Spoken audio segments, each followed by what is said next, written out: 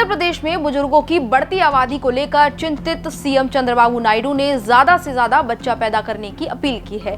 उन्होंने गिरते fertility rate को भी ध्यान में रखते हुए जिक्र किया है, जो आंध्र में 1.6% हो गया है। बुजुर्गों की बढ़ती जनसंख्या को लेकर नायडू सरकार अब नया कानून लाने की कोशिश में है। इस कानून के मुताबिक अब आंध्र प्रदेश में निकाय चुनाव सिर्फ वही लड़ पाएगा जिसके 2 या उससे ज्यादा बच्चे होंगे। अब चंद्रबाबू इतने चिंतित क्यों हैं? आंध्र प्रदेश के अलावा देश में बुजुर्गों की संख्या लगातार बढ़ रही है। आज हम आपको इस वीडियो में पूरी जानकारी इसको लेकर देंगे। नमस्कार, मेरा नाम है आकांक्षा त्रिपाठी और आप देख रहे हैं भारत एक्सप्रेस। केंद्र सरकार की यूथ इन इंडिया 2022 नाम की एक रिपोर्ट बताती है कि भारत में बुजुर्गों की आबादी तेजी से बढ़ रही है। इसमें अनुमान यह भी लगाया जा रहा है कि साल 2036 तक भारत की जो आबादी है उसमें युवाओं की हिस्सेदारी घटकर 22.7% रह जाएगी, यानी तब हर 100 में से 77 लोग उम्र दराज ही होंगे। पिछले साल संयुक्त राष्ट्र अमेरिका ने इंडिया एजिंग रिपोर्ट 2023 जारी की थी। इस रिपोर्ट में भी कहा गया था कि साल 2050 तक भारत की आबादी 20.8% हिस्सेदारी बुजुर्गों की होगी। बुजुर्ग यानी उनकी उम्र, जिनकी उम्र जो है 60 साल से अधिक है, बुजुर्गों की श्रेणी में उनको ही रखा जाता है।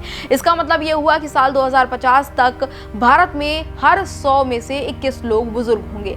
बताया यह भी गया है कि साल 2010 के बाद से भारत में बुजुर्गों की आबादी तेजी से बढ़ रही है। इसकी वजह 15 साल से कम उम्र के लोगों की आबादी की हिस्सेदारी घटना है और बुजुर्ग भी लगातार बढ़ रहे हैं। अनुमान तो ये भी लगाया जा रहा है कि आने वाले सालों में भारत में 14 साल तक के बच्चों की आबादी से ज्यादा तो बुजुर्गों की आबादी होगी। साथ ही 15 से 59 साल के उम्र के लोगों की संख्या भी घट जाएगी। संयुक्त राष्ट्र की इस रिपोर्ट में यह भी कहा गया है कि 1961 के बाद से भारत में बुजुर्ग आबादी कम हो रही थी। बुजुर्ग आबादी बढ़ाने के लिए रफ्तार 2001 तक धीमी ही रही, फिर इसके बाद बढ़ने लगी थी। साल 2011-2021 के बीच भारत में बुजुर्गों की आबादी 35.5% की दर से बढ़ी, लेकिन 2021 से 2031 के बीच ये दर 40% से ज्यादा रहने का अनुमान है। इतना ही नहीं, इस रिपोर्ट में दावा तो ये भी किया गया है कि साल 2100 तक 36.1% बुजुर्गों की आबादी हो जाएगी।